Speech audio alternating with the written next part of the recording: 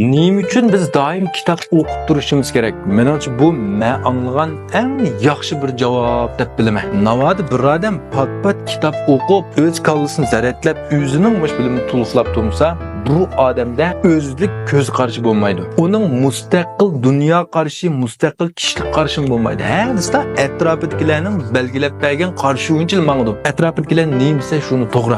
Etrafıdakiler neyimin yeri şunu. Etrafıdakiler neyimin kılıydı şunu kıldığın gap. Nemişqa? Çünki bunun öz aldığa kaldısında bir yaxşı fikir analizi bulmağanlığı üçün davrinin kaynada kaldı. Özü oturup koyduğun bir nəs bulmağanlığı üçün xalq neyimin oturup koyup bəsə şu oyuncu mağdığın gap. Şuna daim başqalardan anlıvağını, telefonda torladın, körvağını boyunca iş kıldı. Qarğulaca şu yolda mağdu. Özügün maskelemdi, maskemmemdi. Üzem haqiqi yaxtıramdım, yaxtırmamdım degen bilen hesaplaş bultamaydı. Bundaqla məngü özlüğünü tapamaydı. Şunun üçün menimçe biz ança-munça olsun kitap okup, özümüzni zaretlepme, energiyarimizni tuluqlap duruşumuz gerek. Beden çeniqtirish arqılıq biz öz beden muskullarımızını terakki qıldыра alaymiz. Hem sağlam bulumuz. Öz ruhiyetimizni, menimizni terakki qıldırış üçün, menimizni qandaq çeniqtirimiz üçün kitap okuş arqılıq çeniqtiriq oldu. Fikir qilish arqılıq çeniqtiriq oldu. Her xil təhlil qilish arqılıq çeniqtiriq oldu. Şu arqılıq biz texim sağlam, ötkür qallığı erişe alaymiz. Texim ilğar özümüzün özlük xas olan bir ideya fikrimiz buludu. Hem de Nurgullah dedi bu okugan kitaplarımın mezmunu ismi qanmaydı ki ben okugan bilen de. Doğru o her qanday qadam bir kitapni okusa bırak yadlı olanmaydı. Bunun isminizde qanmaganda qilgan bilen kalımızda uçuqum ba. Hem de bizning bu aqli baylığımızını her qanday o'g'irlamaydı. Demek bu o'g'irlamaydı degan gapning o'zi asli kallangdi. Başar qilib qoldi degan gap. Bu ma'lum bir kuni,